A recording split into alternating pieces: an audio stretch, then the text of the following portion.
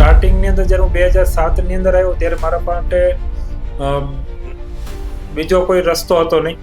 બે રસ્તા હતા, કે સુરતમાં રહીને સેટ થવું અને બીજો રસ્તો કે ગામ જઈને ખેતી કરવી. જે વ્યક્તિને ઇંગ્લિશથી આટલો બધો કહેવાય ને કે 36નો આંકડો હતો, બરાબર, એ અત્યારે એક્સપોર્ટ કરે છે.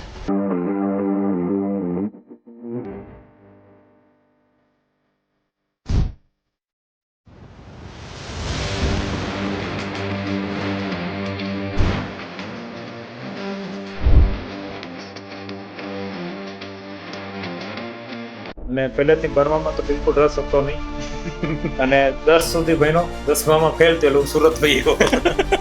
2-3 વર્ષ પહેલા ચેન્નઈની અંદર એક્ઝિબિશન હતું, તો હું ચેન્નઈ એકલો ગયો, એક્ઝિબિશનની અંદર પાર્ટિસિપેટ કર્યું. બીજી 30 થી 40 જે બાયરો હતા ને એના દિમાગમાં આપણે ખૂંચાવી દીધું કે વેલગ્રીન શું છે. ત્યાંથી લઈને આજની વાત કરું તો બિઝનેસની અંદર બહુ બધા બ્રેકડાઉન આવ્યા. એ લેવલના પણ બ્રેકડાઉન આવ્યા કે ભાઈ બિઝનેસને હવે વાઇન્ડ અપ કરી નાખીએ. એક લાઈનની અંદર તમને કહું તો પૃથ્વી ઉપર જે પિલો જે શબ્દ આવે ને એ ટાઈપ બધા પિલો અમે બનાવીએ. જેમ કે હું તમને ડીમાર્ટની જ વાત કરું તો ડીમાર્ટની અંદર હું કન્ટિન્યુ 4-4.5 વર્ષ ધક્કા ખાતા માલ વેચવા માટે. તો અમારી એક્સપોર્ટની શરૂઆત છે ને લોકડાઉનમાં થઈ. એમ आपत्ति में ही आविष्कार का जन्म हुआ. તમે માત્ર વિચારો કે ધોરણ 10 ફેલ વ્યક્તિ કેટલીક સફળતા મેળવી શકે. એનું સાચું ઉદાહરણ સમજવું હોય તો આજનો આ પોડકાસ્ટ ખાસ છે, કારણ કે પોડકાસ્ટના ગેસ્ટ છે મિસ્ટર જયદીપભાઈ સોજિત્રા, કે જે વેલગ્રીન પિલો નામની ફર્મ ચલાવે છે. 2017ની અંદર બિઝનેસ શરૂઆત કરીને હાલ પૂરા ભારતની અંદર 11 થી વધારે મેન્યુફેક્ચરિંગ પ્લાન્ટ છે. અને આ બધું જ શક્ય બન્યું છે પોતાની ટાઈમ મેનેજમેન્ટ સ્કિલ અને સેલ્સ સ્કિલને કારણે.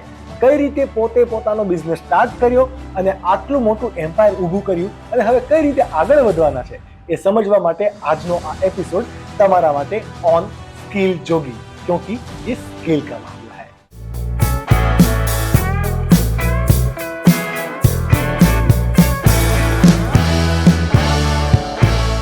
આપણે કેમેરામાં જોવાનું, કેમેરામાં જોવાનું. કેમેરા છે જ નહીં આ રૂમમાં.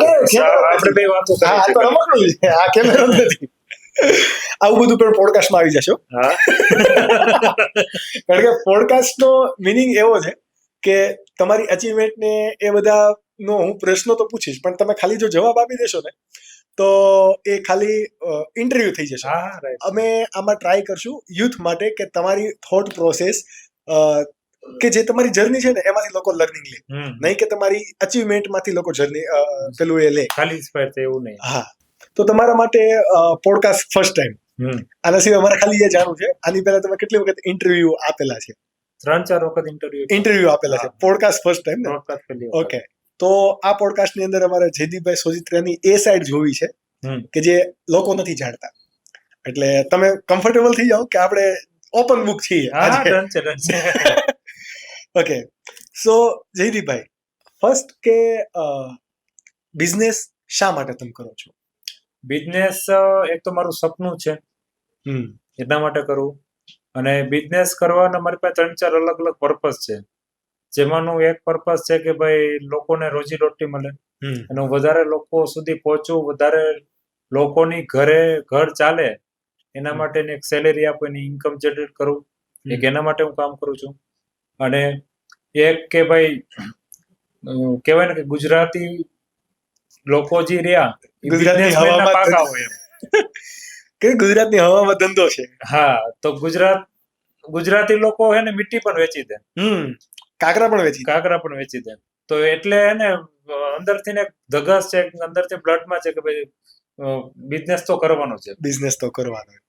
પણ બિઝનેસ થી આપણે થોડાક હવે જો સાઈડ થઈએ તો અત્યારે લાઈફમાં શું ચાલી રહ્યું છે? જેમ કે satisfaction level, hurdle level, struggle level, એ કઈ રીતનો અત્યારે સિનારીઓ શું છે તમારી લાઈફની અંદર? જો બિઝનેસ એમ તો લાઈફ તો એકદમ મારી વેલ સેટ છે રાઈટ નાઉ હાલમાં. અને છેલ્લા 6-8 મહિનામાં એવું કોઈ બ્રેકડાઉન કે એવું કોઈ ચેલેન્જીસ નથી કે લાઈફ ડાઉન ગઈ હોય. કોઈ ને કોઈ રીતે ઉપર આવી પણ ડાઉન નથી ગઈ. અચ્છા. ફેમિલીની અંદર, પર્સનલ લાઈફની અંદર, સોશિયલ લાઈફની અંદર, બિઝનેસમાં, એની બધી જગ્યાએ 6 થી 8 મહિનાથી કોઈ ડાઉન નથી. તો આની પહેલાનો ફેઝ શું હતો? 6-8 મહિના પહેલા બિઝનેસની અંદર સ્ટ્રગલ હતી મેન તો ખાસ. તો બિઝનેસની અંદર સ્ટ્રગલ હોવાથી જેમ કે અમારે અલગ અલગ સ્ટેટની અંદર મેન્યુફેક્ચરિંગ પ્લાન તો ત્યાંની વિઝિટો કરવાની, ત્યાંના ઓર્ડર નથી આવતા તો જવાનું, ત્યાંની ફેક્ટરી સેટઅપ કરવાની, પ્રોફિટેબલ લાવવાની. તો continue back to back business tour રહેતી. તો બિઝનેસ ટૂર રહેવાથી ને તો રખડવું મારો શોખ છે, ફરવું શોખ છે. પણ ફેમિલીને ટાઈમ નો આપવો એ પણ એક સ્ટ્રગલ હતી એ ટાઈમે. એટલે વાઈફ એમ કે ભાઈ હું આખો દિવસ તમે ત્યાં રખડો, કદાચ સુરત બેસો ને ઘર તો છે. હા, ઘર તો છે. તો એક કહેવાય ને કે ભાઈ ફેમિલીને જે જોતું હું આપી નતો આપતો, એટલે નાના મોટા આવવાની જ છે. અને એમ પણ કહેવાય કે ભાઈ જો ફેમિલી લઈને આપણે બેઠા છીએ તો થોડી ઘણી કોન્ફ્લિક્ટ રહી, એની અંદર કઈ રીતે આપણે બેલેન્સ કરી શકીએ એ તો આજે આપણે નો ડાઉટ અત્યારે ક્લિયર છે, પણ ઇન ફ્યુચર આવી પણ શકે, પાછી પ્રોબ્લેમ પણ આવી શકે અને એને આપણે સોલ્વ કરતા હોય. બરાબર. તમારું એજ્યુકેશન કઈ રીતે? એજ્યુકેશન હું ગામ ભણેલો અને પહેલેથી ભણવામાં તો બિલકુલ રસ હતો નહીં. અને 10 સુધી ભણ્યો, 10માં ફેલ થયેલો, સુરત વહી ગયો અને પછી બિઝનેસમાં લાગી ગયો. ધોરણ 10 પછી જ બિઝનેસ તમે? ઓકે. અને શું સ્ટાર્ટિંગ ક્યારથી તમે કર્યું, કયા યરથી? અમે મારી જયારે 15 વર્ષની એજ હતી ત્યારે 2007 ની અંદર સુરતમાં આવ્યો હતો. ઓકે. મંદી પહેલા. ઓકે. અને મારા અંકલ અહીંયા સુરત જ હતા ટેક્સટાઇલ બિઝનેસ ની અંદર. તો એની સાથે હું બિઝનેસમાં જોડાઈ ગયો અને જેમ બેઝિક વર્કથી બિઝનેસ લોકો કરતા હોય એ રીતે મારી તૈયારી કે ત્યાંનું વર્ક ત્યાંથી સ્ટાર્ટ થયું. કે એકદમ હાર્ડ વર્ક, નાનામાં નાના કામ કરવાના, પેલા મજૂરી ટાઈપના કામ કરવાના. મતલબ પેલું કહેવાય ને કે આપણે ઘણા વડીલો હોય એનું કેવું પણ હોય કે જો તમને ધંધો કરવો છે અને જે ધંધો કરવો છે ને ત્યાં કદાચ કચરા પોતા કરવાનું કામ પણ મળે તો શીખી લેવાનું. કારણ કે એની જે વાતાવરણ અને ત્યાં જે પણ લોકો આવે છે ત્યાં આપણે જે સાંભળીએ છીએ એ આપણા લર્નિંગની અંદર આવે. તો તમારી આ અર્લી ડેઝ કેવા હતા? પ્રી એન્ટરપ્રિન્યોરશિપ જર્ની તમારી કેવી હતી? એટલે હું તમને કહું ને કે સ્ટાર્ટિંગ ની અંદર જયારે હું 2007 ની અંદર આવ્યો ત્યારે મારા પાસે બીજો કોઈ રસ્તો હતો નહીં. 2 રસ્તા હતા, કે સુરતમાં રહીને સેટ થવું અને બીજો રસ્તો કે ગામ જઈને ખેતી કરવી. ભણવું તો હતું જ નહીં, તો ક્લિયર કટ હતું. અને આપણું રિઝલ્ટ જોઈને એમ પણ કોઈ સ્કૂલ વાળો રાખે નહીં. છતાં પણ કેટલા ટકા આવ્યા? 4 વિષયમાં ફેલ હતો. એટલે ટકા તો નીકળે નહીં, ફેલ હોય તો 5 હોય તો એનું રિઝલ્ટમાં ટકા નીકળે. પણ મેં એવરેજ કરી હતી તો 27% થાય ટોટલ નહીં, પેલી એવરેજ કરીએ તો ટકાવારીમાં 27 આવે. એટલે પાસ થવામાં હોત નથી, 6% તો ઘટે. હા, ઘટે. અને એ રિઝલ્ટ જોઈને પાછો એક ડાઉટ હતો. એ ડાઉટ એ હતો કે બોર્ડ નું રિઝલ્ટ હતું એટલે રિયલ જ હોય એમ તો આપણે ખોટું ન કહી શકીએ. તો એ લોકો ઇંગ્લિશમાં 16 માર્ક આપ્યા મને. અચ્છા. તો હજી અત્યારે ડાઉટ કે 16 માર્ક આપ્યા ક્યાંથી ને એને કયા બેઝ ઉપર 16 માર્ક આપ્યા? એટલે ચોરી કરી હતી? ચોરી તો બિલકુલ નથી કરી. બોર્ડમાં તેમ પણ ચોરી ન થાય. ના, અત્યારે તો બોર્ડમાં પણ ચોરી થઈ જાય છે. આપણે ઘણા બધા એવા દાખલા જોઈએ છે. કદાચ તમારી આ માસ્ટરી કદાચ આવી પ્રકારની કોઈ સ્કિલ હોય. માસ્ટરી એ ટાઈમે કોઈ માસ્ટરી નહોતી. ઓકે. તો અત્યારે 10મા ની અંદર 27%. પછી અત્યારે 2024માં એટલે 2007 પછીની તમે આટલા વર્ષોની જર્ની ગણી લો તો વેલ ગ્રીન પિલો તમારા બ્રાન્ડને આખું ભારત ઓળખે છે અને ઘણી બધી અચીવમેન્ટ્સ મળે છે, ઘણા બધા રિકોગ્નાઇઝેશન મળે છે. તો જ્યારે તમને રિકોગ્નાઇઝ થતા હોય ત્યારે તમે આ તમારી પાછળની જર્ની વિશે વિચારો? હા, હું વિચારું ને યાદ પણ કરું. જેમ કે મેં આ વેલગ્રીન નો બિઝનેસ અમે 2017માં સ્ટાર્ટ કર્યો હતો. ઓકે. એ પહેલા હું 10 વર્ષ ટેક્સટાઇલ ઇન્ડસ્ટ્રીમાં હતો. ઓકે. તો જ્યારે મને કોઈ અચીવમેન્ટ મળે, ક્યારે કોઈ એવોર્ડ મળતો હોય, કાં તો તમારા જેવા મિત્રો ક્યારેક મારા વખાણ કરતા હોય અને પ્રશંસા બધાને કરે. હા, તો હું ઘણી વખત જ્યારે મેં ફેક્ટરીની શરૂઆત કરી હતી ને એ ફોટો ખોલી જોયો કે આપણો આ ઇન્ડસ્ટ્રીનો કે મારો જન્મ છે ને અહીંથી થયો છે. આ બિઝનેસ મેં સ્ટાર્ટ કર્યો તો 10x12 ની જે ઓફિસ હતી, 10x12 ની ઓફિસ ને પણ 10x12 ની ફેક્ટરી હતી. 10x12 ફૂટની ફેક્ટરી જે હતી એમાં ઓફિસ, મશીન બધું જ આવી ગયું. હા. કેટલા લોકો કામ કરતા? Maximum 100 square feet. હા. કેટલા લોકો? હું એકલો જ. અચ્છા. એને હું મારા પાર્ટનર 2 વ્યક્તિ જ કામ કરતા. તો મંડે ટુ સેટરડે પિલો મતલબ Monday to Saturday pillow cell કરવા જવાનું માર્કેટમાં, અને સન્ડે ના દિવસે સવારથી રાત સુધી પિલો ભરીને સ્ટોક કરી દેવાનો. અચ્છા, ત્યારે સ્ટોક બનાવવાનો. હા, એટલે એક દિવસ મેન્યુફેક્ચરિંગ કરવાનું, 6 દિવસ માલને સેલ કરવાનો. તો એ રીતે જયારે શરૂઆત કરી હતી તો એ ફોટો હજી હું મોબાઈલમાં રાખું. અમને દેજો એટલે અમે સ્ક્રીન ઉપર મૂકશું. તો એ હું યાદ કરું કે આપણો જલમ ને આપણી શરૂઆત અહીંથી થઈ છે. આજે ભલે લોકો અમને જે પણ દ્રષ્ટિએ જોતા હોય, કંપનીને જે પણ દ્રષ્ટિએ જોતા હોય, લોકો જે પણ વાત કરતા, પણ શરૂઆત અહીંથી થઈ છે.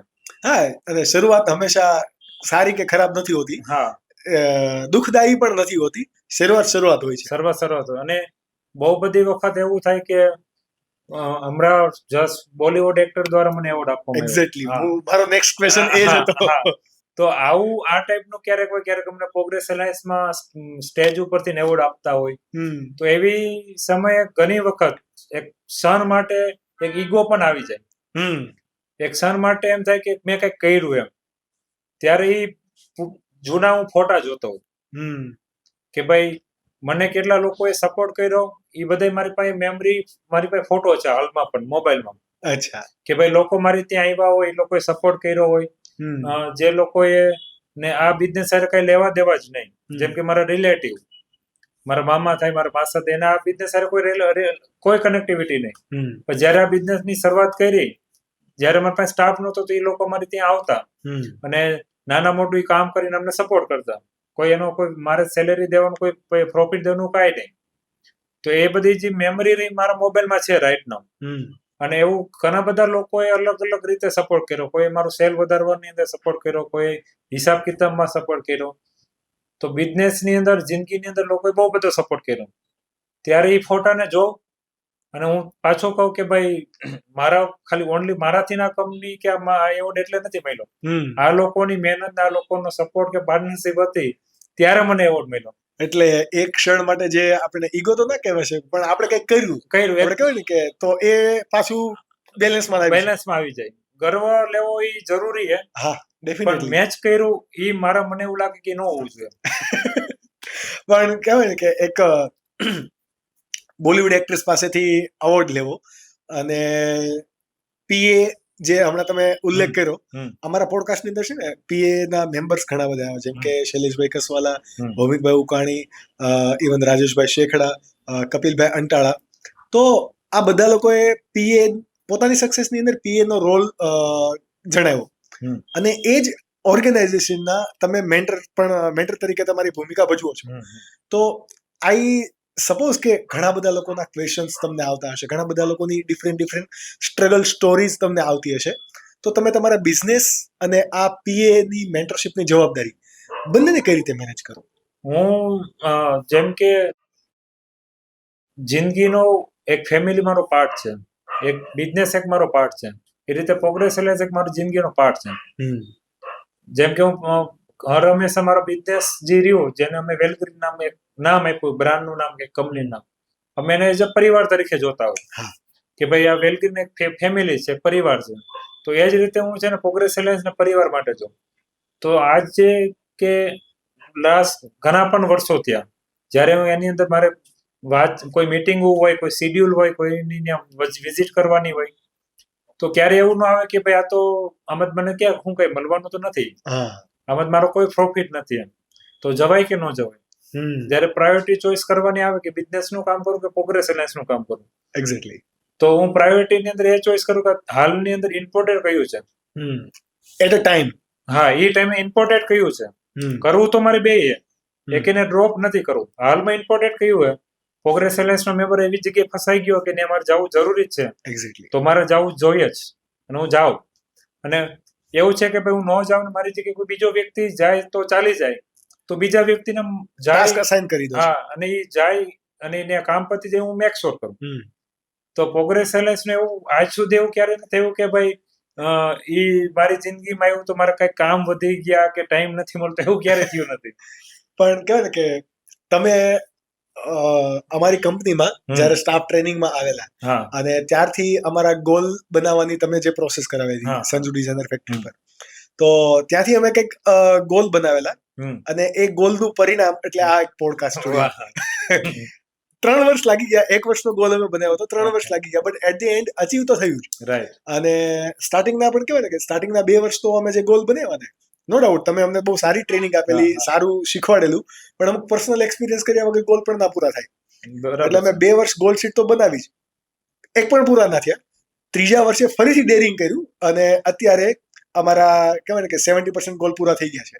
હવે જે બાકી છે એ નવી કહેવાય ને કે કાર લેવા માટેની કે પછી એન્ગેજમેન્ટ થઈ ગઈ તો પછી હવે મેરેજ માટે આવા બધા ટાસ્ક બાકી છે. અને એ તો કેવા બાય ટાઈમ પૂરા થવાના હોય. એટલે જે વિચાર્યું હતું ને એ પૂરું થયું. તમે ગોલ માટે શું વિચારો? જો અમે અમારી સક્સેસ ને પાછળનું જો સોર્સ ગણીએ કે મૂળ ગણીએ ને કે પાયો ગણીએ ને તો એ અમારું કંપનીનું વિઝન છે. શું છે એ વિઝન? જેમ કે માનો કે અમે જે દિવસે અમારી ફેક્ટરી, મેં તમને કીધું 10x12 સ્ક્વેર ફૂટની અંદર જયારે અમારી ફેક્ટરી હતી એ દિવસે અમે એક વિઝન જોયું હતું કે આવનારા 10 વર્ષ, એટલે અમે 2017માં બિઝનેસ સ્ટાર્ટ કર્યો હતો, તો 2027 સુધીમાં અમારે એવી ફેક્ટરી બનાવી જેની અંદર પર ડે 1 લાખ પીસનું પ્રોડક્શન હોય. ઓકે. એ જે દિવસે અમે સપનું જોયું હતું, જેથી વિઝન બનાવ્યું હતું ને, ત્યારે અમારું પર મંથ 1500 પીસનું પ્રોડક્શન હતું.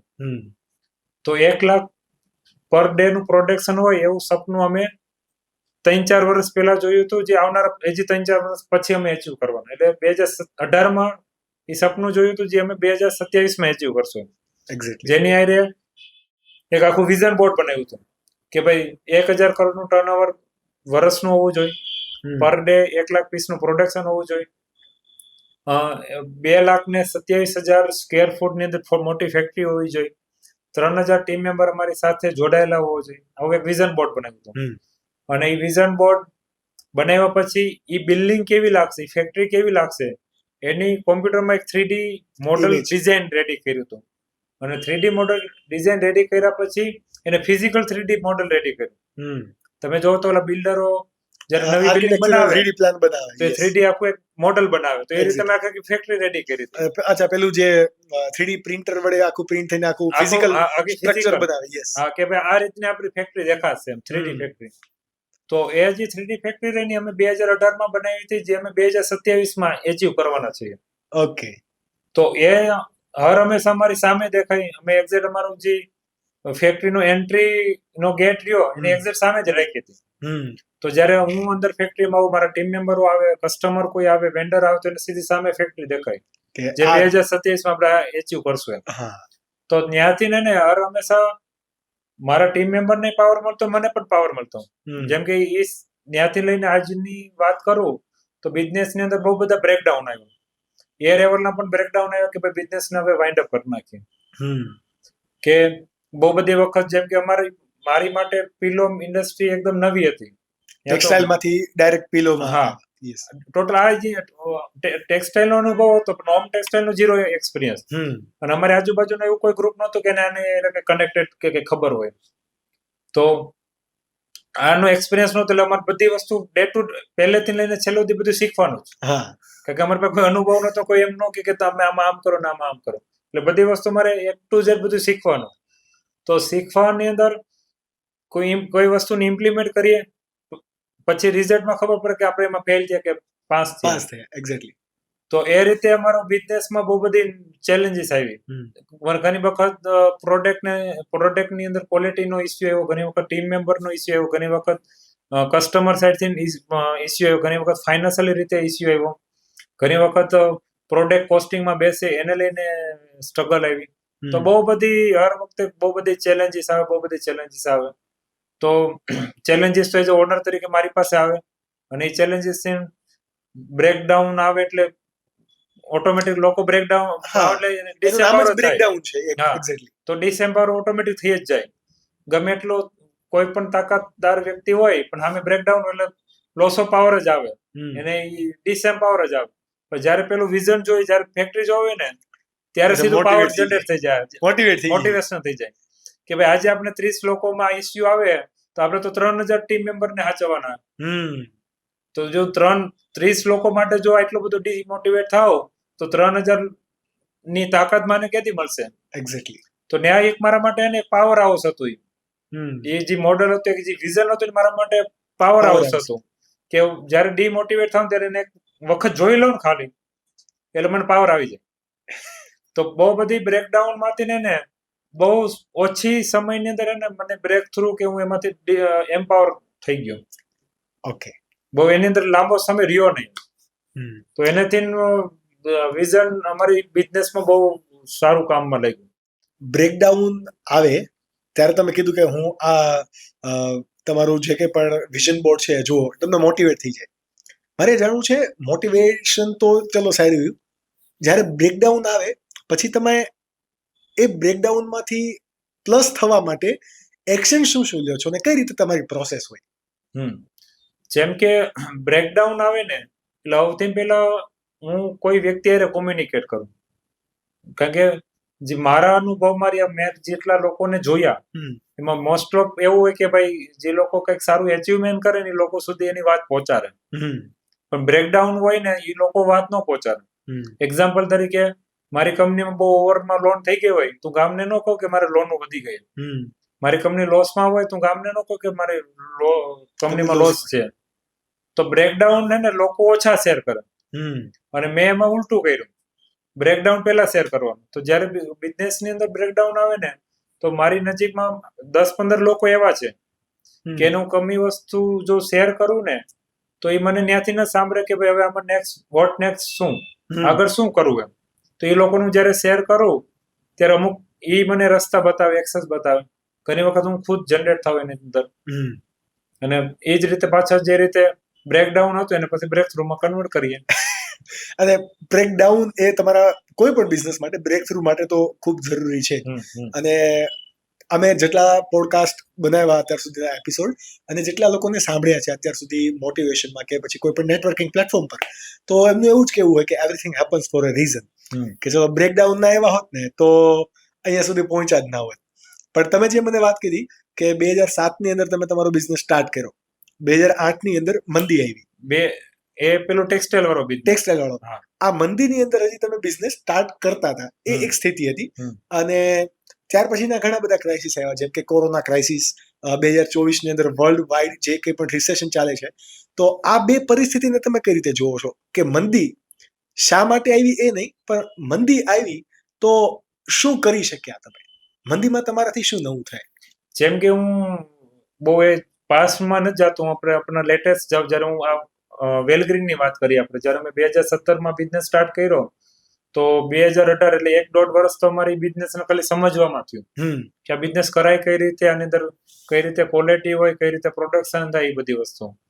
અને 2018 કે 2019માં અમે બિઝનેસ ની શરૂઆત કરી કહેવાય. ઓલો તો શીખા ખાલી શીખા લોસ કરી બધું. તો 2020માં કોરોના આવી ગયો. હજી તો અમે બિઝનેસ ને માર્કેટમાં ખાલી એસ્ટાબ્લિશ કર્યો, માર્કેટ સુધી પહોંચાડ્યો, તો કોરોના આવી ગયો. એ કોરોનાની અંદર મેં એને તો બહુ સારો એ સમયને યુટિલાઇઝ કર્યો. એક તો સમયને યુટિલાઇઝ કર્યો કે અમારી પાસે છે ને અમુક એક્સપોર્ટના ડેટા હતા. તો એ એક્સપોર્ટના જે ડેટા હતા ને એને અમે ઘરે બેઠા બેઠા, લોકડાઉન હતો એટલે બહાર તો જઈ ન ગયું, તો ઘરે બેઠા બેઠા લેપટોપમાંથી ડેટા, મારી પાસે ખાલી નામ અને કન્ટ્રીના નામ, કસ્ટમરનું નામ, કંપનીનું નામ અને કન્ટ્રીનું નામ, બે જ વસ્તુ હતી. તો એની પોતાની બધી જે ડેટા હતા એ બધાની વેબસાઇટોમાં ગયા, ત્યાંથી એના કોન્ટેક્ટ હોય, ઈમેલ આઈડી હોય, અને એ બધાને મેલ કર્યા. એ જે ડેટા હતા એ મારી પાસે 800-900 એપ્રોક્સિમેટ ડેટા હતા. અને એ લોકો વિદેશના ડેટા હતા, જે લોકો ઇન્ડિયાથી કિલો ઇમ્પોર્ટ કરતા હતા. તો એ બધા ડેટાને મેં મેલ કર્યા. એ 700-800 જે ડેટા હતા એ બધા ઈમેલ આઈડી ગોતીને કોરોનામાં મેં મેલ કર્યા. અને ટાઈમ હતો. હા, ટાઈમ હતો. અને મેલ કર્યા તો એમાંથી અમુક લોકો ઇન્ટરેસ્ટેડ હતા, અમુક લોકો એ વાતચીત થઈ, અને એમાંથી અમારે પહેલો ઓર્ડર યુએસએ નો એક્સપોર્ટ નો ઓર્ડર આવ્યો કોરોનામાં. ઓકે.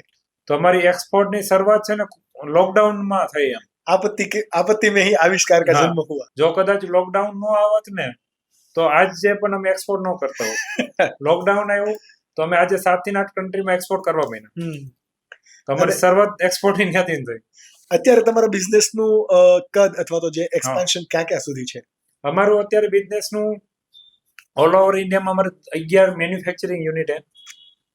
એક સમયે જે 100 સ્ક્વેર ફૂટ પર હા. જે કંપની અને 2 લોકો હતા હા એ અત્યારે 11 11 પ્લાન્ટ છે અલગ અલગ સિટીમાં, જેમાં ગુજરાતમાં 3 પ્લાન્ટ છે, ઓકે મહારાષ્ટ્રમાં 2 પ્લાન્ટ છે, એક રાજસ્થાનમાં, હરિયાણામાં છે, કાશ્મીરમાં છે, આ બાજુ ઉત્તરાખંડ છે, ઝારખંડ છે અને વેસ્ટ બંગાળમાં છે. ઓકે અને વર્લ્ડ વાઇડ અને આ અમારા મેન્યુફેક્ચરિંગ પ્લાન્ટ છે. ઓકે ત્યાંથી અમે 7 થી 8,000 ડીલરોને સપ્લાય કરી ઇન્ડિયાની અંદર. અને જે ઇન્ડિયાની અંદર મોટી મોટી ચેનલ રહી, જેમ કે ડીમાર્ટ છે, રિલાયન્સ સુપર માર્કેટ છે, મેટ્રો છે, એવી 60 કરતા વધારે મોટી મોટી ચેનલની અંદર મેં સપ્લાય કરી. ઓકે અને 7 થી 8 કન્ટ્રીની અંદર એક્સપોર્ટ કરી, જેમાંના 1-2 કન્ટ્રી આફ્રિકાના છે. ઓસ્ટ્રેલિયામાં અમે માર્ચ મહિનામાં કન્ટેનર મોકલું, યુએસએ, એવા 7-8 કન્ટ્રીમાં અમે અહીંથી માલ એક્સપોર્ટ કરી. ઓકે જે વ્યક્તિ ને ઇંગ્લિશ થી આટલો બધો કહેવાય ને કે 36 નો આંકડો હતો, બરાબર, હા. એ અત્યારે એક્સપોર્ટ કરે છે, તો આ કઈ રીતે પોસિબલ થાય? આની અંદર હે ને, તમે હમણાં કીધું ને એટલે મને એક વસ્તુ યાદ આવી. મને નવા નવા અખતરા કરવાનો બહુ શોખ એમ. પછી શું થાય ઈ તો પછી જોવાનું, એ અત્યારે નહીં જોવાનું. તો 2-3 વર્ષ પહેલાની વાત કરું. 2-3 વર્ષ પહેલા ચેન્નઈની અંદર એક્ઝિબિશન હતું અને અમે જે એની અંદર પાર્ટિસિપેટ હતા. તો મને ક્લિયર કટ ખબર છે કે ભાઈ ચેન્નઈની અંદર ઓનલી ને ઓનલી ઇંગ્લિશ લેંગ્વેજ ચાલે ને ત્યાંની લોકલ લેંગ્વેજ ચાલે. હિન્દીમાં કોઈ વ્યક્તિ સમજે નહીં એમ. અને મને ઇંગ્લિશ 5% આવે, એટલે 5% ઇંગ્લિશ મને આવડે, 95% આવડે નહીં એમ. તો મેં એક સાહસ કર્યું, મેં તો આપણે એને ચેન્નઈના એક્ઝિબિશનમાં મારે એકલાને જવું હોય અને હું એકલો પાર્ટિસિપેટ કરી. ઓકે પેલા એક વિચાર આવ્યો કે હું ભાઈને લેતો જાઉં, જે ઇંગ્લિશમાં પાવરફુલ હે. પણ એવું નહીં, આ વખતે મેં એકલો જવું હોય, જે પણ થઈ જોયું જાય. તો હું ચેન્નઈ એકલો ગયો, એક્ઝિબિશનની અંદર પાર્ટિસિપેટ કર્યું અને 30 થી 35 1-to-1 મીટિંગ કરી. એક મીટિંગ એપ્રોક્સિમેટ લગભગ 1 અવર્સની હતી. ઓકે અને એ જે 30 થી 40 જે બાયરો હતા ને, એના દિમાગમાં આપણે ખૂંચાવી દીધું કે વેલગ્રીન શું છે. એટલે ડઝન્ટ મેટર કે ઇંગ્લિશ તમને કેટલું સચોટ આવડે છે, સેલ્સ આવડવો જરૂરી છે. જરૂરી. તમારી પાસે એ હોવું જોઈએ કે હું કરી નાખે. એ પછી તમારી પાસે પ્રોડક્ટ ન હોય તો થઈ જાય, અને તમારી પાસે સ્કિલ ન હોય તો થઈ જાય, અને તમારી પાસે લેંગ્વેજ ન હોય તો થઈ જાય. આ રીતના હે ને હું ઘણા બહુ બધા ખતરા કરતો હોય. એટલે હવે ઇંગ્લિશ આવડી ગયું છે કે હજી? એ જ એવું જ છે. પણ તમે કદાચ યુએસએ નો બાયર મોકલી દો, અહીંયા મારી સામે બેહાર દો ને, તો ગમે એમ કરીને એના દિમાગમાં વેલગ્રીન ને બેસાડ દો, એટલું આવડે. આને ઇંગ્લિશ ના આવડતું કહેવાય કે સેલિંગ સ્કિલ તમારી બહુ સારી છે. અને તમે હમણાં એવું જ કીધું કે 1 દિવસ અમે મેન્યુફેક્ચર કરતા અને 6 દિવસ અમે સેલ કરતા. તો આ અત્યારે જે તમારી સેલિંગ સ્કિલ છે, એની પાછળ આ તમારી જે જૂની પ્રેક્ટિસિસ છે, એનો શું રોલ? એની અંદર જેમ કે અમે જ્યારે બિઝનેસની શરૂઆત કરી, તો હું ખુદ જ માર્કેટ જતો હતો. અને માર્કેટ જતો એટલે દરરોજની 25-30 કસ્ટમરની વિઝિટ કરતો. તો નવી બ્રાન્ડ હતી, એટલે કસ્ટમર એમ કહેતો કે ભાઈ નવી બ્રાન્ડ છે તો અમે નહીં રાખી, અમારી પાસે ઓલરેડી એક કંપની સેટ છે અને અમારી પાસે ઓલરેડી સ્ટોક પણ છે. તો એ બધી વાતોમાં એની કઈ રીતે વાત કરવી, કઈ રીતે એને હું એવું શું વસ્તુ કહું જેનેથી મારી વસ્તુ રાખે, એ બધું એ ટાઈમે મારી પ્રેક્ટિસમાં કરતા કરતા મને એક માસ્ટરી હાસિલ થઈ ગઈ કે ભાઈ સામેવાળો બેઠો હોય તો આપણી પ્રોડક્ટ એને કઈ રીતે વેચી શકીએ. કઈ રીતે વેચી શકાય? કઈ રીતે વેચી શકાય? હા, તો પ્રોડક્ટ કઈ રીતે વેચી શકાય ને, જયારે શરૂઆત કરી ત્યારે કઈ ખબર નહોતી કઈ રીતે વેચી શકાય. તો એની અંદર જેમ કે સૌથી મેન હોય પ્રોડક્ટ વેચવામાં યુએસપી. તમને તમારી પ્રોડક્ટની કેટલી વધારે યુએસપી અને કેટલી સ્ટ્રોંગ યુએસપી ને, એ રીતે તમે તમારી પ્રોડક્ટ વેચી શકો. જે દિવસે હું માર્કેટમાં જવાની શરૂઆત કરી ત્યારે યુએસપી હું એ નથી ખબર.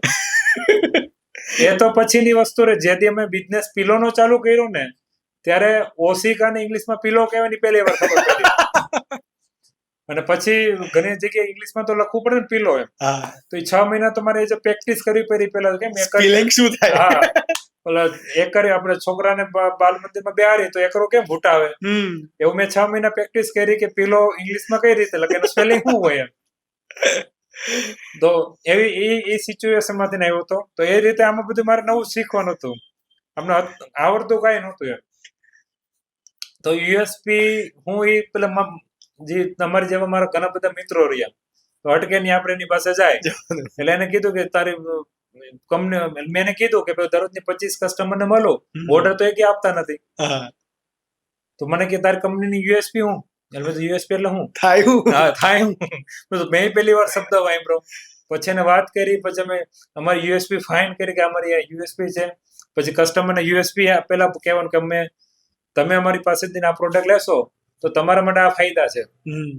ત્યાંથી વાત ચાલુ કરી પહેલા તો હું કઈ રીતે કરતો તમને વિઝિટિંગ કાર્ડ આપ્યું સાહેબ આ પ્રોડક્ટ જોઈ લો આ રેટ છે ઓર્ડર છે નથી બસ વહી આવો બસ એટલું કરતો એમ અને આવા ઘણા બધા લોકો આવી જ વસ્તુ કરે છે ને મિસ્ટેક કરે છે. હા તો કઈ રીતે માલ વેચવો નહીં આવડતું નહીં હા. અને ઘણા બધા લોકો ન આવડતું હોય કારણ કે જેમ કે ચોપડીની અંદર એ નો બતાવે કે કે ભાઈ આ રીતે જ વેચાય. કસ્ટમર તમને એમ કે ભાઈ તમારો રેટ વધારે તો શું જવાબ દેવાય એવું ચોપડીમાં ન આવે હા.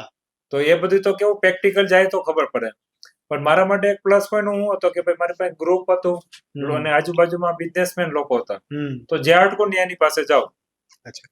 તો ઘણી વખત માનો કે ઇંગ્લિશને લઈને અટકું તો એવા લોકો હતા ઘણી વખત ટેકનોલોજીને લઈને અટકતો હોય કોઈ ગૂગલ સીટ બનાવી કોઈને મેલ કરવા તો એવા લોકો હતા કોઈ લોકોને કસ્ટમરને કોટેશન આપવું હોય કોઈ અરે કોઈ મોટા ક્લાયન્ટની સાથે મીટિંગ કરવી હોય તો અલગ અલગ લોકો મારી પાસે હતા હમ.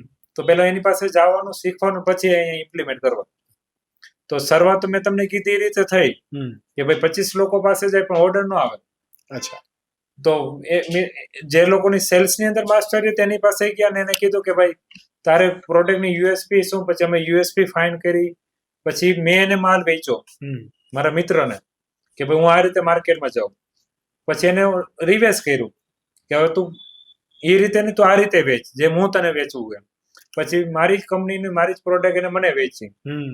અને એ વસ્તુને મેં એને રેકોર્ડ કરી અને એ પછી જોતા જોતા જોતા એ પ્રેક્ટિસ કરતા કરતા કરતા માર્કેટમાં વેચવાનું ચાલુ કર્યું તો પેલા 25 માંથી 2 જણા ઓર્ડર આપવા મહિના હજી પ્રેક્ટિસ કરી તો 4 જણા 5 જણા એ રીતે એ રેશિયો વધતો ગયો. સેલિંગ તમે ખુદ કરતા? આ સેલિંગ હું ખુદ કરતો સ્ટાર્ટિંગમાં. ઓકે. હવે તમારી સેલિંગની ટીમ? હવે આખી ટીમ છે અલગ અલગ સ્ટેટમાં. ઓકે. તમે જે હમણાં જયદીપભાઈ વાત કરી કે ડીમાર્ટ, ધીરજ સન્સ આવા 60 થી વધારે ચેનલની અંદર તમારી પ્રોડક્ટ સપ્લાય થાય છે તો આવી બધી ચેનલોમાં જો કોઈ પણને પોતાની પ્રોડક્ટ સપ્લાય કરવી હોય તો શું કરવું પડે? બધી જો માલ તો ગમે ત્યાં વેચી શકીએ પણ એની માટે તમે તૈયાર હોવો જોઈએ કે તમારે વેચવું જ છે. હા હું એમ ન કહું કે ઈઝી છે, ઈઝી બિલકુલ નથી. જેમ કે હું તમને ડીમાર્ટ ની જ વાત કરું તો ડીમાર્ટ ની અંદર હું કન્ટિન્યુ 4 વર્ષ ધક્કા ખાધા માલ વેચવા માટે. જયારે હું પહેલી વખત ગયો જેમ કે ડીમાર્ટ ની ઓફિસ થાનેમાં છે બોમ્બે ની અંદર મેન ઓફિસ, તો જયારે પહેલી વખત ગયો ફર્સ્ટ ટાઈમ મારી પાસે જે પ્રોડક્ટ હતી હું લઈને ગયો એમની પાસે, એને મને ના પાડી કે ભાઈ એના અમુક કુછ ક્રાઇટેરિયા હતા નહીં એના હિસાબે મને ના પાડી કે તમારી પ્રોડક્ટ નહીં ચાલે. પછી 4-5 મહિના પછી પાછો ગયો તો એ રીતે હું કન્ટિન્યુ એની પાસે જતો એ અલગ અલગ રીઝનમાં મને ના પડતા. જેમ કે ડીમાર્ટ ની અંદર મને પહેલી વખત એના એક જે ક્રાઇટેરિયા છે એમાં ક્રાઇટેરિયા એવો છે કે ભાઈ ડીમાર્ટ ની અંદર અમુક પ્રોડક્ટ અમુક કંપનીની જ રાખવાની, એટલે સિંગલ કંપનીની જ રાખવાની. તો જેમ કે માનો કે ડીમાર્ટ ની અંદર રિલાયન્સ ના જ પીલો હોય, ઓકે, એનો ક્રાઇટેરિયા હોય. કંપની ગમી હોય પણ કંપની એક જ હોય છે રિલાયન્સ જ પીલો ની અંદર. બીજી કોઈ એવી પ્રોડક્ટ હોય જેમાં એક જ કંપનીનું રાખવાનું. હવે જેમ કે માનો કે મારી કંપનીનું રાખવું હોય તો રિલાયન્સ બંધ કરવું પડે. ઓકે. તો જે મારી સામે જે પરચેસ મેનેજર હતા ડીમાર્ટના એને મને એમ કીધું કે અત્યારે અમારી પાસે છે ને રિલાયન્સના પીલો આવે છે, રેટમાં ઓકે છે, સર્વિસ ઓકે છે, લોકો સામેથી માગે છે, બધી છે. અને અમારા ક્રાઇટેરિયામાં એવું છે કે અમે કોઈ એક જ કંપનીના પીલો રાખી શકીએ. તો અમે રિલાયન્સના હું કામે બંધ કરીએ, એવો એને મને આન્સર કર્યો, ક્વેશ્ચન પૂછ્યો. બીજી વસ્તુ, રિલાયન્સ પાસે એટલું મોટું નેટવર્ક છે, એની અલગ અલગ સ્ટેટમાં મેન્યુફેક્ચરિંગ પ્લાન્ટ છે, સપ્લાય ચેન લોજિસ્ટિક્સ બધું છે એની પાસે. એ ટાઈમે અમારા પાસે એક જ પ્લાન્ટ હતો, મેન્યુફેક્ચરિંગ પ્લાન્ટ. તો તમે સુરત થી સાઉથમાં મોકલો એની કરતા રિલાયન્સ વાળો અમને સાઉથના પ્લાન્ટથી સાઉથમાં મોકલી દે, એની જે સ્ટોલ હોય એમાં. તો અમે તમારી પાસેથી હું કામે લઈએ. બીજું, રિલાયન્સ ખુદ ફાઈબર જે રહ્યું અંદરનું મટીરિયલ ખુદ મેન્યુફેક્ચર કરે. ઓકે. તો અમે તમારી પાસે હું કામે લઈએ. એવા એને જે પ્રશ્ન પૂછ્યા જેનો આન્સર માં તો બિલકુલ હતો જ નહીં. એટલે આપણે ચૂપચાપ પાછા વહીએ. આપણને કી મળી ગઈ કે શું કરવાનું છે. હા, હવે એ પ્રશ્ન આપણે ગોતવાનો કે એવા હું કયા એને પોઈન્ટ કહું જેનેથી ઈ રાખે આપણો માન. તો ત્યાંથી એની પોઈન્ટ ગોતવાનું ચાલુ કર્યું, એ વસ્તુ ગોતવાની ચાલુ કર્યું, અને પાછું 4-5 મહિના પછી પાછો ગયો, પાછા અમુક એવા પ્રશ્ન પૂછ્યા, પાછો વયો, પાછો 3-4 મહિના પછી ગયો. તો એવા મેં 4-4.5 વર્ષ કન્ટિન્યુ ધક્કા ખાતા. અમુક ટાઈમે દર મહિને જાતો, અમુક ટાઈમે દર વીકેન્ડ કોલ કરતો. તો 4-4.5 વર્ષના ધક્કા પછી છેલ્લો ધક્કો જે અમારી ડીલ થઈ 4.5 વર્ષ પછી, તો મને એને કીધું કે તમે બહુ વર્ષોથી અહીંયા આવો. એ જે પરચેસ મેનેજર હતો કે મારે ડીમાર્ટ સાથે, જેમ કે હું તો એની ત્યાં 4.5 વર્ષથી જતો હોય એટલે રિલેશનશીપ બની ગયા હોય. પેલું ઈ પરચેસ મેનેજર ને હું વેન્ડર એવું ન હોય, એક મિત્રતા જેવી થઈ ગઈ.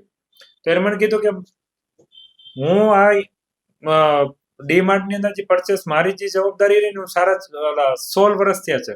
હું 16 વર્ષ થયા પરચેસ મેનેજર ની જવાબદારીમાં છું ડીમાર્ટ ની અંદર. મારી પાસે દર મહિને એવરી મંથ છે ને કમસે કમ 300-400 નવા વેન્ડરો આવે ફર્સ્ટ ટાઈમ. તો મેં હજારો વેન્ડરોની સાથે મુલાકાત કરી. એમાંથી આજ સુધીમાં એક જ એવો વેન્ડર મને મળ્યો કે જે 4.5 વર્ષ સુધી એને મેં ના પાડી તો આવ્યો. તો ત્યારે એને ઇન્ટરેસ્ટ ધરાવીને અને પછી વાતચીત થઈ, કોસ્ટિંગમાં જોયું અને પ્રોડક્ટ ડેવલપ કરીને અને ડીલ ડન થઈ. ઓકે, મતલબ ઘસારો તો ક્યાંક ને ક્યાંક રહેવાનો. અત્યારે જેમ તમે કીધું કે રિલાયન્સ નો પ્રોડક્ટ હતી અને એ લોકોનો ક્રાઇટેરિયા હતો કે એક જ પ્રોડક્ટ હોવી જોઈએ. હવે રિલાયન્સ ની પ્રોડક્ટ નથી લેતા, તમારી જ આવે છે કે બંનેની છે? અત્યારે એક જ આવે છે, વેલગ્રીન પિલોની. ઓકે, તો જે તમે હમણાં વાત કરી કે સેલિંગ ની અંદર તમે તમારી યુએસપી ને હાઇલાઇટ કરતા, તમારી યુએસપી શું છે? જેમ કે અમારી પહેલી યુએસપી છે કે અમારું જે પણ પ્રોડક્ટ હોય ને એકદમ યુનિક હોય. જે design wise, pattern wise, colour tone ની વાઇઝ બધી રીતે. જે અમારા કોમ્પિટિટર કે અમારી ઇન્ડસ્ટ્રીની જે પણ પિલો કંપની હોય ને એની કરતા કઈક યુનિક હોય, સેમ ટુ સેમ ન હોય. એ એક અમારી યુએસપી થઈ. બીજી યુએસપી અમારું પેકેજિંગ પણ યુનિક હોય. પેકેજિંગ એકદમ હાવ લોકલ ટાઈપનું કે સાદું સિમ્પલ ન હોય, એકદમ વ્યવસ્થિત ડિઝાઇનર થી પાસેથી ડિઝાઇન કરીને આખું એની ઉપર આખું પેકેજિંગ આખું થાય, લેબલિંગ થાય. ત્રીજી વસ્તુ, આખા ઇન્ડિયામાં 3 કંપની જ પિલોની અંદર ગેરંટી આપે, ફાઈબરના પિલોની અંદર. જેમાં અમે એક હા, તો અમે જે પ્રોડક્ટ ની અંદર ગેરંટી આપીએ ને પિલોની અંદર, એમાં અમે એક. ઓકે, હા, એમાં ઇન્ડિયામાં ટોટલ 3 જણા જ છે. ચોથી યુએસપી કે અમારા છે ને અલગ અલગ સ્ટેટની અંદર મેન્યુફેક્ચરિંગ પ્લાન. તો અમારે ગમે ત્યાં સપ્લાય કરવી હોય, ગમે એટલી ક્વોન્ટિટી સપ્લાય કરવી હોય તો ઈઝી રીતે અને ઓછી સમયની અંદર ગમે એટલી ક્વોન્ટિટી સપ્લાય કરી શકાય. તો આ અમારી અલગ અલગ ટાઈપની યુએસપી છે. હવે જ્યારે તમારી પ્રોડક્ટ આટલી બધી જગ્યાએ પહોંચે છે તો સપ્લાય ચેઇન, લોજિસ્ટિક, આ બધી વસ્તુ કઈ રીતે મેનેજ કરી શકો તમે? અમે પહેલેથી છે ને સિસ્ટમ માનીએ કે ભાઈ આપણે ઓફિસે ન જઈએ તો આપણું ચાલવું જોઈએ.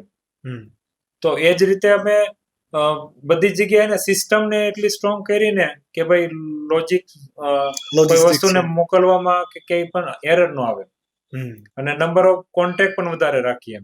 જેમ કે માનો કે અમારા ડિમાન્ડ ની અંદર ને ગાડી ટુ ગાડી સપ્લાય કરતા હોય, ટ્રક ટુ ટ્રક સપ્લાય કરતા હોય, એવા ઘણી બધી મોલમાં અમે ટ્રક ટુ ટ્રક સપ્લાય કરતા હોય.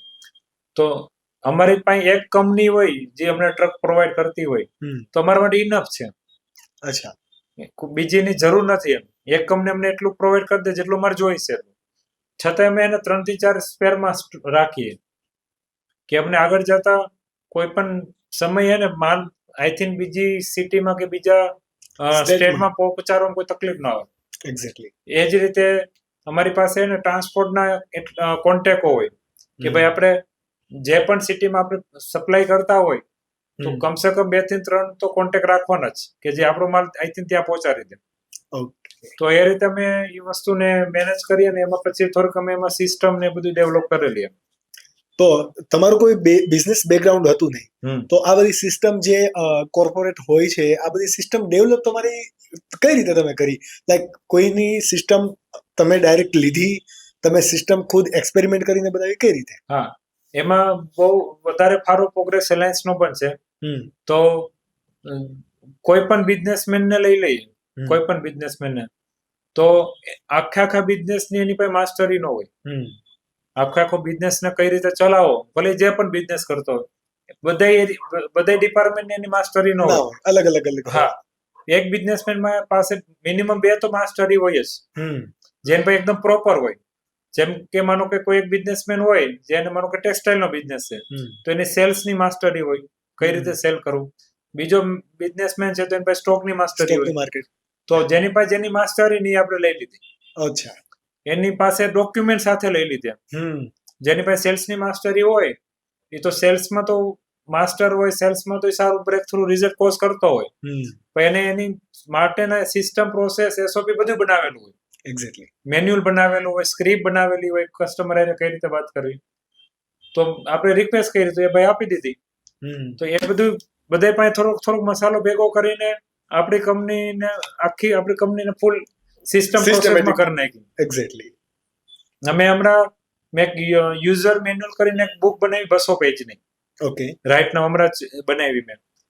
તો એની અંદર છે ને નાનામાં નાના પોઈન્ટ એની અંદર મેં નાખ્યો કે વેલગ્રીન કંપની કેમ ચલાવે.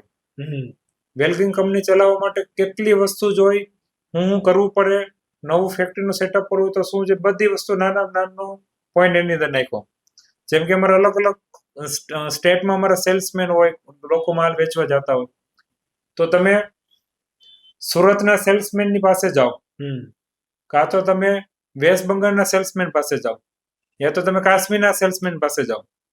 ત્રણેય પાસે જાઓ ને તો એક વસ્તુ કોમન હશે, એ છે ત્રણેયનો પરફ્યુમનો સ્મેલ સેમ આવશે. ઓકે. એટલે એક જ વસ્તુને બધા એક જ પ્રિફર કરવાનું, એક જ યુઝ કરવાનું. હા, કે આઈનો સેલ્સમેન પણ એ જ પરફ્યુમ યુઝ કરે જે કાશ્મીરનો કરતો હોય. ઓકે. તો એ જે નાનામાં નાના પોઈન્ટ હોય ને, એ મેં અમારી બુકની અંદર નાખ્યા. જેમ કે તમે કોઈ પણ સેલ્સમેન પાસે જશો ને, તો વિઝિટિંગ કાર્ડ દેવાની સ્ટાઇલ એક જ હશે. જેમ કે આપણે વિઝિટિંગ કાર્ડ આ રીતે આપીએ, તો આ રીતે આપવામાં વેલગ્રીન નો લોગો ઉપર હશે કે નીચે હશે, સામે વાળાને દેખાય કે નહીં દેખાય. આ રીતે જયારે આપીએ ત્યારે 2 અંગૂઠા વિઝિટિંગ કાર્ડમાં કઈ જગ્યાએ છે, એક્ઝેક્ટલી. આ સાઈડની આંગળી કઈ જગ્યાએ છે, નીચેની 3 આંગળી કઈ જગ્યાએ છે, બધી વસ્તુ બુકમાં નાખી દીધી. ઓકે. તો બધી જગ્યાએ સેમ એક્સપિરિયન્સ મળે ને, એના માટે આખી બુક બનાવી. તો તમને ક્યારે એવું ફીલ ન થાય કે આ આખું બિઝનેસ તમે રિટન ફોર્મેટમાં આપો છો અને તમારા આનાથી કોમ્પિટિટર ઊભા થશે? જો મારું પહેલેથી માનવું હોય, હું તો કોમ્પિટિટર જેવું ક્યારે માનતું જ નથી. હું કોમ્પિટિટરને હંમેશા ગુરુ જ માનું. અને મેં જે મારા જિંદગીના અનુભવથી મેં એવું શીખો કે લોકો આપણી પાસેથી જે પણ લઈ જાય, એનાથી કાંઈ થતું નથી. આપણી પાસે જે છે ને, એ છે જયદીપ. એ જયદીપને નહીં લઈ જાય શકે. અને અમે એને કહીએ છીએ સ્કિલ. હા, જયદીપમાં જે આવડત છે, જયદીપમાં જે સ્કિલ રહે ને, એ કોઈ નહીં લઈ જાય. યસ. તો એ સ્કિલ રહીને ઇમ્પોર્ટન્ટ છે, ડાયરી 200 પેજ ઇમ્પોર્ટન્ટ નથી. બહુ સાચી વાત. હા, એ ડાયરી લઈ જાય ને એ બિઝનેસ સ્ટાર્ટ કરી દો, એનાથી કઈ સેલ નહીં આવી જાય, એનાથી કઈ પ્રોફિટ નહીં બની જાય, એનાથી કઈ વેલગ્રીન નહીં બને. એક્ઝેક્ટલી. એના માટે તો જયદીપના વિચાર જોઈએ. બહુ સાચી વાત. એના માટે જયદીપની સ્કિલ જોઈએ, ત્યારે એ વેલગ્રીન બને. ક્યોંકि એ સ્કિલ કા મામલા હે. હા, પછી અમે પણ અમારું પ્રમોશન કરતા જઈએ ને, અમારી ટેગલાઈન છે. પણ જયદીપભાઈ, મારે જાણવું છે તમારા બિઝનેસની મને ચર્ચામાં બહુ મજા આવી. કઈ કઈ કેટેગરીઝના તમે પિલો બનાવો છો? પિલોની અંદર અમે એક લાઈનની અંદર તમને કહું તો પૃથ્વી ઉપર જે પિલો જે શબ્દ આવે ને, એ ટાઈપ બધા પિલો અમે બનાવીએ. અચ્છા, ટોટલ વસ્તુ પિલોની અંદર. જેમ કે માનો કે સ્લીપિંગમાં 3-4 ટાઈપના પિલો હોય. એક આવે ફાઈબરના પિલો, એક આવે ઓર્ગેનિક ફાઈબરના પિલો, એક આવે મેમરી પિલોના, એક આવે માઇક્રો ફાઈબર. આ 4-5 ટાઈપ હોય જે સ્લીપિંગમાં આપણે પિલોનો યુઝ કરતા હોય. અચ્છા. આ સિવાય આપણે સોફાની અંદર કુશનનો યુઝ કરતા હોય જે સ્ક્વેર હોય. આ સિવાય આપણે જ્યારે બેડ ઉપર સૂતા ન હોય પણ ખાલી રેસ્ટ કરતા હોય તો પેલા ગોર તકિયા, જેને ઇંગ્લિશમાં બોલ્સ્ટર કે, એ બોલ્સ્ટર અમે બનાવીએ. ટ્રાવેલિંગ માટે નેક પિલો બનાવીએ. કાર માટે બેક સપોર્ટ પિલો બનાવીએ. ઘરને હજી વધારે સુંદર બનાવવા માટે ડેકોરેટિવ પિલો બનાવીએ. તો અલગ અલગ ટાઈપના પિલો બનાવીએ. પણ હવે નેક્સ્ટ મારો પ્રશ્ન છે કે પિલો જ કેમ? શા માટે તમે પિલોને તમારી પ્રોડક્ટ તરીકે અમે પસંદ કરી? પિલોને એટલે ચોઈસ કરી કે પિલો પિલોનો જે બિઝનેસ રહ્યો ને એ એક તો ઇન્ડિયાની અંદર છે ને કોઈ એવી કોઈ કંપની નથી જે પિલોની ઓનલી પિલોમાં બ્રાન્ડ હોય, જેની મેઇન પ્રોડક્ટ જ પિલો છે. પિલો હોય. યસ, જેમ કે રિલાયન્સ પિલો બનાવે, પણ એના માટે પિલો મેન પ્રોડક્ટ મેઇન નથી. પ્રોડક્ટ નથી, બહુ હા. બધી છે એમની પાસે. એના માટે જે મેન પ્રોડક્ટ છે એ ફાઈબર છે, Exactly. જેની અંદર રેક્રોન યુઝ થાય. હમ, એ રેક્રોન એનું વેચાય, એના માટે એને પિલોની બ્રાન્ડ, એના માટે પિલો બનાવે છે. હમ, એ રીતે જેમ કે મને કે સ્લીપ વેર કરલો ના તમે લોકો એ નામ સાંભળ્યું, યસ, પણ એ મેટ્રેસ ની કંપની છે. હમ, પિલો તો એનું બાય પ્રોડક્ટ છે. ઓકે, તો ઇન્ડિયાની અંદર એક તો પિલોની કોઈ બ્રાન્ડ નથી. હમ, બીજી વસ્તુ, પિલો પર લોકોને એટલું ખાસ ફોકસ પણ નથી. હા, સાડીની વસ્તુ છે, બેડમાં પણ સાડીની વસ્તુ છે. હા, લોકો પિલો એટલે એક લાઈટ સમજે કે પિલો એટલે શું એમ. હા, આપણે કેમ બરોબર સવાર સાંજ જમવા જો તો એટલે એ રીતે પિલો ને સમજે. પિલોનો જિંદગીમાં કોઈ અનુભવ કહેવાય ને કે ઇમ્પોર્ટન્ટ કોઈ સમજતા એટલું નથી. બધું ઇમ્પોર્ટન્ટ નથી હા. દેતા લોકો. અને બીજું, પિલોની ઇન્ડસ્ટ્રી ક્યાં લેવલની છે ને એ લોકોએ ક્યારેય રિસર્ચ પણ નથી કરી. હમ, તમે આજે જોવો તો યુટ્યુબના ખાલી તમે વિડીયો જોવો ને તો 25% વિડીયોમાં તમને કંઈક ને કંઈક પિલો દેખાય. ઓકે, યુટ્યુબમાં જેટલા પણ વિડીયો એમાં તો લગભગ હજારો નહીં પણ લાખો નહીં પણ કરોડોના વિડીયો હશે. એક્ઝેક્ટલી. તો એ કોઈ પણ ટાઈપના વિડીયો હોય એમાં તમને ક્યાંક ને ક્યાંક પિલો દેખાય. હમ, રાઈટ? જેમ કે માનો કે કોઈ ડ્રાઇવિંગ કરતો હોય કોઈ વ્યક્તિ, તો એના પાછળ સપોર્ટ માટે પિલો લગાવ્યો હોય. યસ, કોઈ સિરિયલ નું શૂટ હોય તો સોફા ઉપર એકાદો કોર્નર ઉપર પિલો લગાવ્યો હોય તો એ તમને ગમે ત્યાં દેખાય. એક્ઝેક્ટલી. અને તમને જો ખાલી હું ઇન્ડસ્ટ્રીની જ વાત કરું હમ, તો પિલોનો યુઝ આપણી ઘરે થાય, સોફાની અંદર યુઝ થાય, હમ, એની સિવાય ઘરને ડેકોરેટ કરવા માટે પિલોનો યુઝ થાય. તમે હોટલમાં જાઓ તો હોટલમાં થાય, રિસોર્ટમાં થાય, સ્પામાં જાઓ, ફરવા માટે જાઓ, હોસ્પિટલમાં જાઓ, હોસ્ટેલમાં જાઓ, મંડપ સર્વિસ વાળા પાસે જાઓ, તમે જ્યાં પણ જાઓ યસ, બધી જગ્યાએ પિલોનો યુઝ થાય. હમ, એવી કોઈ જગ્યા નથી કે ત્યાં પિલોનો યુઝ ન થાય. બટ અનફોર્ચ્યુનેટલી આજે આપણે આપણા સોફાની અંદર પિલો નથી મૂક્યા અને નો ડાઉટ આવી જશે અને વેલ્ક્રીમ પિલો આવશે. ઓકે, મારે નેક્સ્ટ તમારું સમજવું છે, જે તમે મને કીધું કે 2027 સુધીની અંદર તમે તમારું વિઝન કમ્પ્લીટ કરવાના છો, રાઈટ? તો તમે એ વિઝન પૂરું કરવા માટે કામ કરો છો કે તમે સેલ્સ માટે કામ કરો છો? હાલની તકી જે એક્શન રહ્યા એ વિઝનને સુસંગત એક્શન લઉં છું. એના માટે જ નથી લેતો, એને ધ્યાનમાં રાખીને હું એક્શન લઉં. આજે મારું સેલ આવે, પ્રોફિટ આવે, એ તો હું જોઉં જ છું કે આજે મારું કંપની તો લોસમાં નથી ને, આજે તો પ્રોફિટ કરવું ને, આજે તો ઘરે પૈસા આવે ને, એ તો હું જોઉં છું. પણ એની સાથે 2027 ની જે કંપની કેવી દેખાય એના માટે આજે મારે શું કરવું જોઈએ ને એના સુસંગત હું અત્યારથી તૈયારી કરું છું. ઓકે, એના માટેના જ બધા એક્શન લેવું એવું નથી. જેમ કે એની એક નાની તૈયારી હું તમને કહું, જે હું ઘણી બધી વસ્તુ ઇમ્પ્લિમેન્ટ કરતો હોય. જેમ કે મને છેલ્લા 1-1.5 વર્ષથી પ્રશ્ન હતો કે ઈ ફેક્ટરી જ્યારે બનશે, જ્યારે સ્ટાર્ટ થશે 2027માં, તો 3000 લોકો કામ કરતા હશે, યસ, તો 3000 લોકો બપોરે જમવા જશે, એ લોકો મોસ્ટ ઓફ ટિફિન લઈને આવશે, કાં તો આપણી સાઈડથી કંપની તરફથી એને જમવાનું હશે, ફૂડ હશે. તો એ લોકો 3000 લોકો જ્યારે ટિફિન લઈને જમવા બેસે તો 3000 નું ડાઇનિંગ હોલ બનાવ તો કેવડો પડશે? તો એના માટેનો કેટલો ખર્ચો થશે? બીજી વસ્તુ, જો કંપની તરફથી 3000 લોકોને આપણે જમવાનું આપીએ તો એ 3000 લોકો જમવા બેસે ને એની જે લાંબી લાઈન થાય તો છેલ્લે જે લાઈનમાં ઉભો રહ્યો એનો તો 12 જ કલાકે આવશે. તો એ છેલ્લા 1-1.5 વર્ષથી એ બાબતમાં વિચારવું કે આ લોકો 15 થી 20 મિનિટની અંદર કઈ રીતે ખાઈ લે. હા, આનો રસ્તો હું તો મને 2-3 મહિના પહેલા એક રસ્તો મળ્યો દેખાનો, અને એ રસ્તો મેં હાલમાં ઇમ્પ્લિમેન્ટ કર્યો. અત્યારે અમારે જેટલું સાઈઝ છે એમાં ઇમ્પ્લિમેન્ટ કર્યો. અત્યારે શું સાઈઝ છે? તો અત્યારે અમારે જેમ કે ને, અત્યારે અમારે લંચ બ્રેક 1 થી 2 નો સમય છે. 1 વાગે જાય ને 2 વાગે વહી આવે. તો મેં શું કર્યું, 3 ડિપાર્ટમેન્ટ છે. તો જે એક મોટો ડિપાર્ટમેન્ટ છે ને 2 નાના ડિપાર્ટમેન્ટ છે. તો જે 2 નાના ડિપાર્ટમેન્ટ છે ને એ લોકો સારા બારે જમવા જાય અને 1:30 વાગે વહી આવે. અને જે મોટો ડિપાર્ટમેન્ટ રહ્યો એ 1:30 વાગે જાય અને 2:30 વાગે વહી આવે. તો એનાથી 2 ફાયદા થયા. એક તો આખી ફેક્ટરી એને બંધ ન થાય, અડધું તો પ્રોડક્શન ચાલુ રહે, અને બીજી વસ્તુ અડધા લોકો જાય તો એ મેનેજ કરવું ઈઝી થઈ જાય. તો એ કે ભાઈ હવે આપણે છે ને જયારે 3000 લોકો આપણી પાસે આવી છે એટલે તો એ કરે 1500 લોકોની વ્યવસ્થાનું હવે વિચારવાનું. હા, 3000 નું નથી નથી વિચારવાનું, વિચારવાનું. 1500 નું જ વિચારવાનું. હવે ત્યાંથી વિચારવાનું 1500 ને કઈ રીતે સ્પીડમાં ઈઝી કરવાનું. એક્ઝેક્ટલી. તમારી એન્ટરપ્રિન્યોરલ જર્નીની અંદર ફેમિલીનો તમારો શું રોલ? જેમ કે ફેમિલી, મારું ફેમિલી એને બહુ સપોર્ટેડ છે 100%. કઈ રીતે હું તમને કહું, અમે જોઈન્ટ ફેમિલીમાં રહ્યું મારા અંકલ આંટી સાથે. તો મારા સુરતના એઝ અ ડિસિઝન મેકર મારા અંકલ કહેવાય. મારા મમ્મી પપ્પા ગામ છે એટલે અમારા વડીલમાં જો અમારા ફેમિલીમાં તો મારા અંકલ અહીંયા સુરતમાં. ઓકે. તો ડિસિઝન મેકર જ અમારા અંકલ હે. તો બિઝનેસની જ્યારે મેં શરૂઆત કરી, બિઝનેસની અંદર બહુ બધા પ્રશ્નો હતા. તો અંકલે ક્યારે પણ કોઈ પણ વસ્તુ કરવામાં મને ક્યારે ના નથી પાડી. એમ પ્લસ પોઈન્ટ એમ. જ્યારે અમારો બિઝનેસ ટેક્સટાઇલની અંદર એકદમ વેલ સેટ હતો. 2007માં હું જ્યારે ટેક્સટાઇલમાં આવ્યો તો 2027 સુધી જે હું ટેક્સટાઇલમાં મારો બિઝનેસ ચાલતો એકદમ વેલ સેટ હતો. જ્યારે હું મારા અંકલ અમે બે સાથે જ બિઝનેસ કરતા. તો ત્યારે જ્યારે અમને અલગ બિઝનેસ કરવાનો વિચાર આવ્યો તો મેં અંકલને પૂછ્યું તો અંકલે ના નથી પાડી કે ભાઈ આમાં નમન પહેરો રહે ને તારે હું નવું કરવાની જરૂર આવે, સેટ છે, પૈસા આવે છે, ઇન્કમ છે, બધું છે. તો ત્યારે ક્યારેય ના નથી પાડી કે ભાઈ તું નવો બિઝનેસ ન કર. એને ત્યારે પણ સપોર્ટ કર્યો. પછી જ્યારે બિઝનેસ ચાલુ કર્યો તો સ્ટાર્ટિંગની અંદર બહુ બધી લોસ થઈ, પછી પાછો પ્રોફિટ થયો, પાછી લોસ થઈ.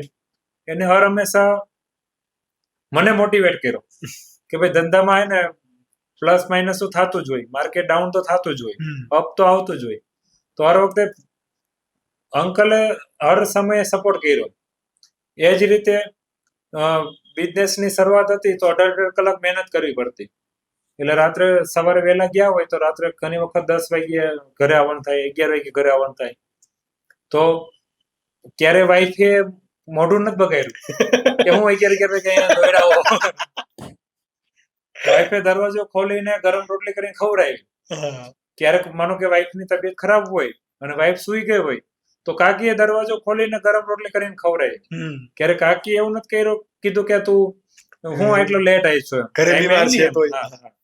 તો આ રીતે ફેમિલી સપોર્ટ કર્યો. જ્યારે અમે અલગ અલગ રાજ્યની અંદર ફેક્ટરી ચાલુ કરી તો મારું continue out of city tour વધારે હોય. જેમ કે આજની તારીખમાં મારી બિઝનેસ ટૂર બહુ હોય. મહિનામાં હું 20 દિવસ 15-20 દિવસ તો બહાર રહેતો હોય. ખાલી 10 થી 15 દિવસ જ હું સુરત હોય. તો મારે નાના નાના 2 છોકરાઓ છે, બચ્ચા. તો આપણા બચ્ચા એટલે તોફાન કરે, બહુ બધું કરે. તો એ બધી વસ્તુ વાઈફ હેન્ડલ કરી લે, બધી વાઈફ મેનેજ કરી લે. એમ નહીં કે ભાઈ તમે રહ્યો એને સાચું હોય એમ.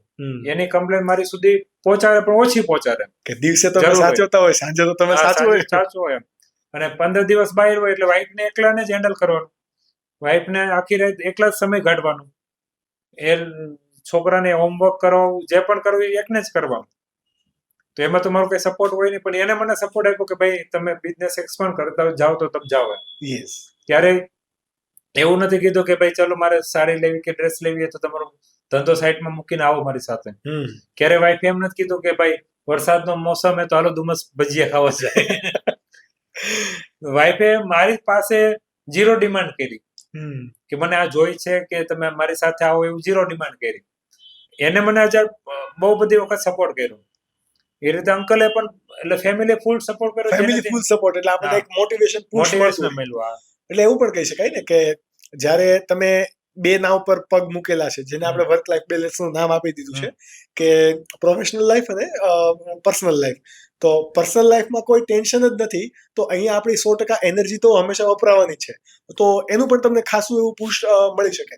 જેમ કે આની જ વાત કરું તો 2000 આ બિઝનેસ શરૂઆત કરી પહેલાથી 2017 પહેલા બહુ બધી વખત સાંભળ્યું હતું જે સક્સેસ લોકો હોય કે ભાઈ સક્સેસ વ્યક્તિની પાછળ ને એક ઓરતનો હાથ હોય એમ, એવું સાંભળેલું. સફળ પાછળ એક નારીનો હાથ હોય. નારીનો હાથ હોય. તો ત્યારે ખબર નહોતી કે કઈ રીતે હોય એમ. અચ્છા. તો જેમ કે જે વ્યક્તિ બિઝનેસ કરતો હોય, હવે એની વાઈફ થોડી ત્યાં આવીને હિસાબ કિતાબ લખવાની પણ અમુક ઇન્વિઝિબલ તો કે પાર્સલ તો નથી બનાવવાનો ને. તો 2017 સુધી મારા માટે બહુ મોટો પ્રશ્ન હતો કે આ બધા આમ કહેતો છે અને જ્યાં સુધી મને ખબર ત્યાં સુધી એની વાઈફ જે રહી હાઉસ વાઈફ હોય, બિઝનેસમેન ન હોય. હા. તો આ બધા કે છે કઈ રીતે સાચું હોય એમ, એની પાછળ ઓરતનો હાથ કઈ રીતે હોય. પણ જ્યારે આ અનુભવ મેં લીધો, આ જે 5-6 વર્ષની અંદર જે મેં અનુભવ લીધો કે ભાઈ વાઈફ કઈ રીતે મને સપોર્ટ કરે, ત્યારે ખબર પડી કે ભાઈ સક્સેસ વ્યક્તિ, સક્સેસ બિઝનેસની પાછળ ખરેખર એને નારીનો હાથ હોય જ. ભલે એ આવીને હિસાબ કિતાબ ન કરતી હોય, એ ભલે આવીને સેલ્સ નો લેતી હોય, સેલ્સ કોલ નો કરતી હોય, એ આવીને ભલે પાર્સલ નો બનાવતી હોય, પણ ઘરે બેઠા બેઠા આપણી ચિંતા કરતી હોય, ઘરે બેઠા બેઠા 11 વાગે આવશું તો ગરમ રોટલી આપને મળતી હોય, ઘરે બેઠા બેઠા જયારે આપણે આઉટ ઓફ સિટી હોય ત્યારે ફોન કરીને પૂછે કે દવા લીધી કે ન લીધી. ઈ જ શક્તિ, ઈ જ તાકાત છે ને આપણે અહીંયા સુધી પહોંચાડે. ઈ મને અનુભવમાં થયું. તમે જેમ કીધું કે 11 વાગે તમે ઘરે આવો, આમ તમારું બિઝનેસ શેડ્યુલ અથવા તો તમારું ડેઈલી નું રૂટીન શું હોય સવારથી ઉઠીને સાંજ જેમ કે સુધી? આ મેં તમને કીધું બહુ પહેલાની વાત કરી. અત્યારે હાલમાં જેમ કે હું જયારે સુરતની અંદર હોય તો 6 વાગે ઉઠીને અમે 4-5 મિત્રો છે વોક કરવા જઈએ. 45 મિનિટ વોક કરીએ અને નેક્સ્ટ 45 મિનિટ ઘરે બધા સાથે જ આપણે ગુજરાતમાં કાઠિયાવાડીમાં ભાખરી ચા ખાઈ અને 5-10 મિનિટ બેસીને ફાંકા મારતા હોય. ફાંકા ફોજદારી કહી દો ને. વર્ડ અહીંયા સુધી આવી ગયો. અને પછી બસ નાઈ ધોઈને હું 8 વાગે ઓફિસે પહોંચી જાઉં. 8 થી લઈને સાંજના 7 સુધી ઓફિસે હોય અને 7 વાગે ઘરે. દીદીભાઈ, તમે જેમ કીધું કે તમે 7 વાગે ઘરે આવતા રહ્યા છો, પણ અત્યારના યુથનો એક પ્રોબ્લેમ કહી શકો તો પ્રોબ્લેમ, અને એક માનસિકતા કહી શકો તો માનસિકતા, કે એમને સવારે 10 વાગે મસ્ત આરામથી ઓફિસ પર જવું છે, સાંજે 8 વાગે રિટર્ન આવી જવું છે. આવા લોકોને તમે, અને એને પાછું સક્સેસ પણ થવું છે, આને તમે શું મેસેજ આપશો? એટલે એવું તો કોઈ હોય ને કે ભાઈ તમારું સેટ થઈ જ ગયું હોય અને તમે 7 વાગે જઈને ફેમિલીને સમય આપો એમ. આ તો મારે તો 15 દિવસ બહાર હોય એટલે મારે ફરજિયાત 7 વાગે પહોંચવું પડે. કારણ કે પેલા જમા તો કરવો પડે ને ફેમિલી કે ભાઈ હું અહીંયા છું એમ સુરતમાં એમ. તો એટલે અત્યારે હું જેમ કે અત્યારે હું 7 વાગે પહોંચું, એની પાછળનું મેં બહુ બધું મહેનત કરેલી. પહેલામાં પહેલા મહેનત કરી કે ભાઈ બિઝનેસને મેં સુરત લેવલે સેટ કરી દીધો. અહીંની જે ફેક્ટરી રહી એને એકદમ વેલ સેટ કરી નાખી કે ભાઈ મારે ઓફિસે હું ન જાઉં તો ચાલે. ઓકે. પણ જે દિવસે હું સેટ કરતો હતો એ દિવસે તો હું 18 કલાક કામ કરતો. સવારે 7 વાગ્યા પહેલા ઓફિસે પહોંચવાનું અને રાત્રે 9 કે 10 કે 11 વાગ્યા સુધી માર્કેટમાં રહેવાનું. ત્યારે આજે હું 7 વાગે પહોંચું. બિઝનેસને સિસ્ટમની પ્રોસેસમાં, એસઓપીની પ્રોસેસમાં સેટ કર્યું કે ભાઈ હું ન હોય તો પણ બિઝનેસ કઈ રીતે ચાલે, નાનામાં નાની એસઓપી બનાવી. ત્યારે હું 7 વાગે પહોંચીને ફોન સાયલેન્ટ કરીને મૂકી આવ્યું. ઓકે. પણ જે દિવસે હું સુરતની બહાર હોય ને ત્યારે હું 18 કલાક જ કામ કરું. જેમ કે હું જયારે સુરતની બહાર હોય તો મેજોરિટી મારા શિડ્યુલ એ રીતે હોય કે સુરત ડાયરેક્ટ ફ્લાઇટ નો હોય કે વાયા કોઈ પણ સિટીમાં ઓલ્ડ હોય, લગભગ બોમ્બે હોય કે દિલ્હી હોય કે બેંગ્લોર હોય. તો જે સિટીની અંદર ઓલ્ડ હોય એ સિટીમાં 3-4 કલાક મારે રહેવાનું હોય એરપોર્ટની અંદર. તો એ 3-4 કલાક એરપોર્ટમાં જે રહેવાનો હોય એ ત્યાંના ડેટા કાઢીને અને ત્યાં જોઉં કે હું કયા વ્યક્તિને મળી શકું. અચ્છા. જેમ કે માનો કે દિલ્હીની અંદર ઓલ્ડ છે 3 કલાકનો, તો ત્યાં કયા વ્યક્તિને મળી શકું, એ વ્યક્તિને ફોન કરું, એને રિક્વેસ્ટ કરું અને એરપોર્ટ બોલાવું. એરપોર્ટની બહાર જવાનું, એને મીટિંગ કરવાની, 1-1.5 કલાકના જે પણ એજન્ડા હોય જે પણ વાત કરવાની, અને પાછું અંદર આવવાનું. તો સુરતની બહાર હોય ત્યારે એટલો પણ ટાઈમનો યુઝ કરી લેવાનો. એ જ રીતે માનો કે હું જયારે ફ્લાઇટમાં હોય તો ફ્લાઇટમાં બેઠા બેઠા ગેમ નહીં રમવાની. ગેમ તો મોબાઈલમાં છે પણ નહીં. તો ફ્લાઇટમાં બેઠા બેઠા લોકોને વોટ્સએપ કરવાનું. હું વોટ્સએપમાં જોતો જાઉં, જેમ કે આકાશ નામ આવ્યું તો આકાશને ખાલી વોટ્સએપ કરવાનું, ભાઈ શું કરે છે. જયદીપ નામ આવ્યું તો જયદીપને વોટ્સએપ કરવાનું કે ભાઈ કેવો છે બિઝનેસ. કોઈ આપણા કસ્ટમરના વોટ્સએપ હોય તો કસ્ટમરને ફોન વોટ્સએપ કરવાનો, બધાને વોટ્સએપ કરી દેવાનું. નેટવર્ક નું આવતું પણ વોટ્સએપ કરી દેવાનું. તો એવા એને ફ્લાઇટમાં બેઠા બેઠા 100, 150, 200 વોટ્સએપ કરી દઉં. અચ્છા. જયારે નીચે આવીએ એટલે બધાને ધર કરતા વોટ્સએપ થઈ જાય. તો આપણે જે કામ અહીંયા બેઠા જે કામમાં આપણી પાસે સમય નથી એવા કામ હું ત્યાં કરી નાખું. એ રીતે એરપોર્ટમાં બેઠા એરપોર્ટમાં 1-1.5 કલાક ઘણી વખત બેસવાનું થાય તો લેપટોપ સાથે જ હોય. અચ્છા. ત્યાં સોશિયલ મીડિયા નહીં ઓપન કરવાનું, ત્યાં લેપટોપમાં બેઠા આપણે કામ કરવાનું. તો એવું નથી કે ભાઈ આપણે સેટ થઈ ગયું તો આપણે બધું બસ આરામ છે, રેસ્ટ છે ને મજા કરો. મહેનત તો આજે મારે કરવાની છે આવતીકાલે કરવાની છે, જે દિવસે 1000 કરોડની કંપની બનશે તે દી પણ કરવાની. એટલે એના માટે તૈયારી રહેવાની. 1000 કરોડની કંપની બનાવવી હા, એ અલ્ટિમેટ ગોલ છે. અલ્ટિમેટ ગોલ નથી, એ 2027 નો ગોલ.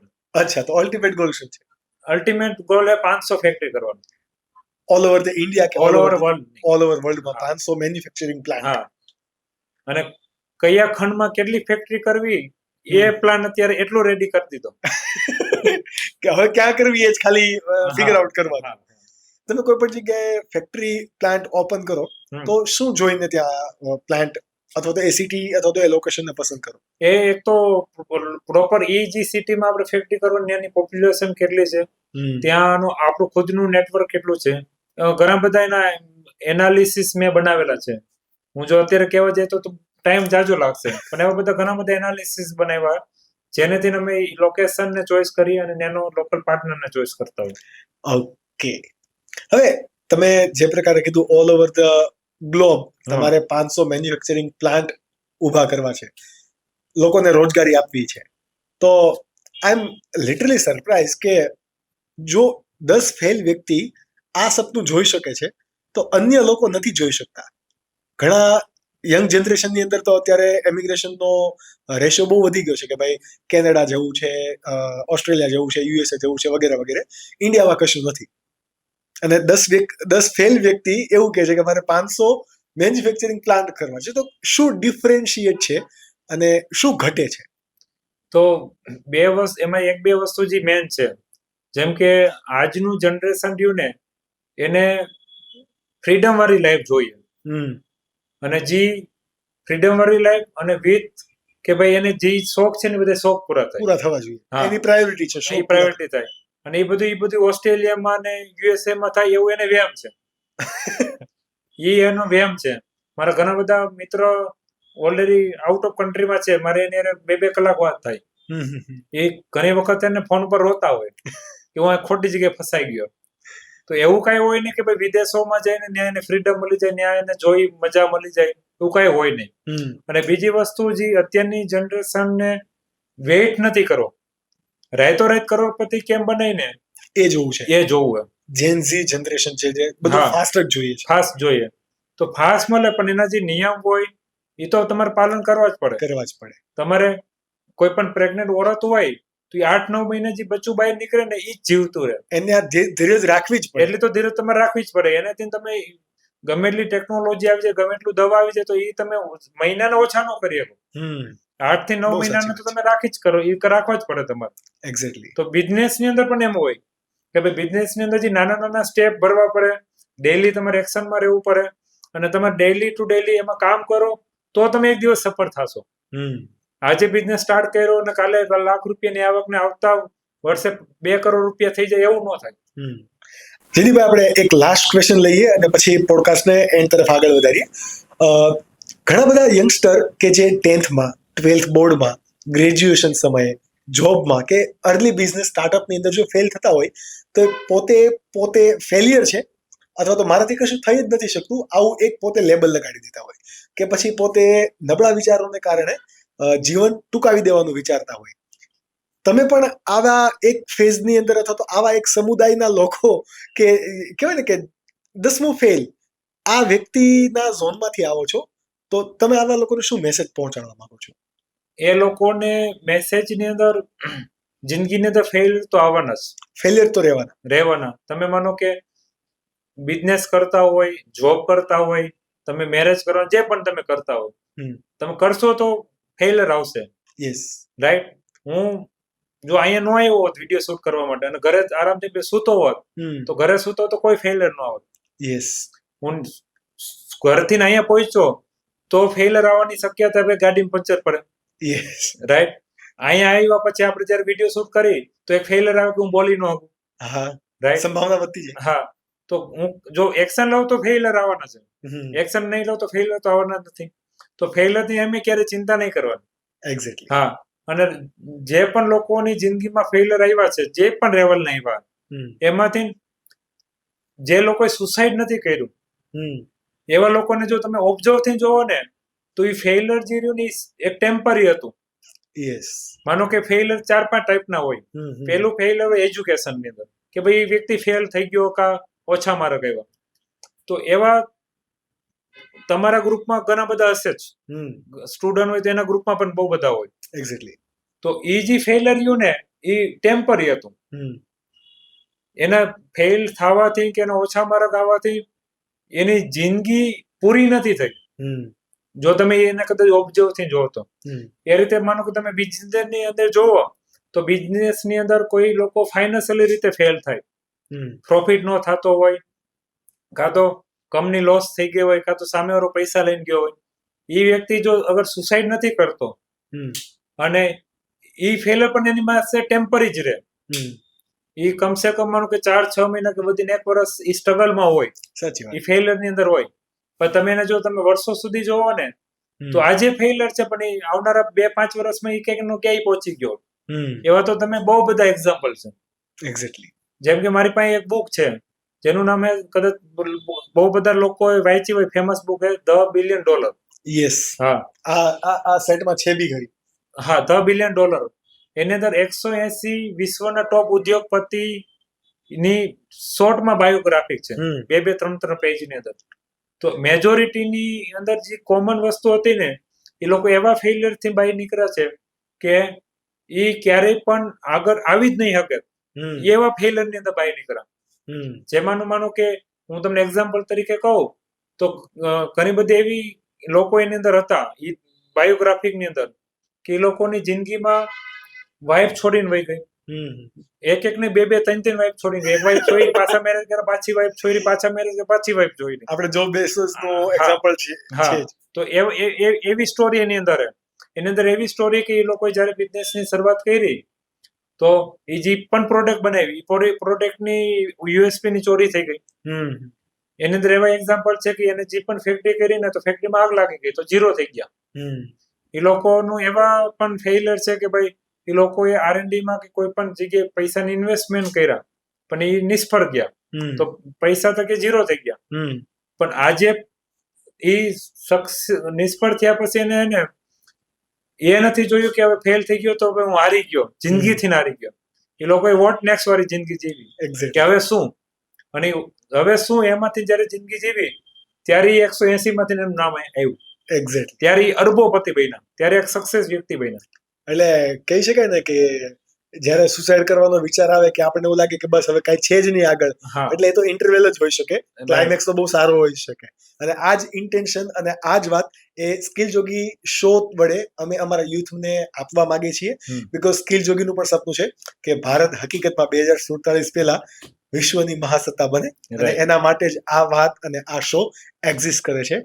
થેન્ક યુ જયદીપભાઈ, આ શો ની અંદર અમારું ઇન્વિટેશન તમારા બિઝી સ્કેડ્યુલ માંથી કાઢીને આપવા બદલ. અમે જાણીએ છીએ કે 10 દિવસ જ તમે ખાલી અહીંયા હો સુરત ની અંદર, અને એ 10 દિવસમાંથી 1 દિવસ અમને તમે આપ્યો, એ બદલ ખૂબ ખૂબ ધન્યવાદ. અને આ પોડકાસ્ટ ની અંદર મને એટલી મજા આવી છે ને કે આગલા ગેસ્ટ એવું જ કહીને ગયેલા કે જયદીપભાઈ સોજિત્રા વેલ ડ્રીમ પિલો માંથી બોલાવો, બીકોઝ એ તો દેવના દીધેલા છે. એટલે બહુ મજા આવી. મારા માટે પણ આ નવો અનુભવ હતો, અને મારું તો તમને કીધું ને કે નવો અનુભવ લેવાની મને શોખ એમ. અને મને તમારું હું રિયલી એપ્રિશિએટ કે મેં તમને કીધું કે આપણે આ રીતે કરવાનું છે, એટલે તમે વિધિન 30 મિનિટની અંદર કીધું કે આઈ એમ ડન. એટલે મને તમારું કોન્ફિડન્સ બહુ ગમ્યો. મને ખ્યાલ છે કે આપણે પ્રોફેશનલ સ્પીકર ના હોઈએ એટલે બોલવાની અંદર કચકચાટ આવે, પણ જે તમારો કોન્ફિડન્સ હતો ને એ મને ખૂબ ગમ્યો. અને આવા જ કોન્ફિડન્સ, આવા જ લોકોની જરૂરિયાત છે ભારતને મહાસત્તા બનાવવા બદલ. So thank you very much. અને તમે એટલે કે સ્કિલ જોગીનું આ લવલી ઓડિયન્સ, જો તમે અમારા આ પોડકાસ્ટ શો ની અંદર ફર્સ્ટ ટાઈમ છો તો પ્લીઝ અમને સબસ્ક્રાઇબ કરો. અને સ્કિલ જોગી શોમાં અમે અવનવા ગેસ્ટને તમારા માટે લાવતા રહીએ છીએ.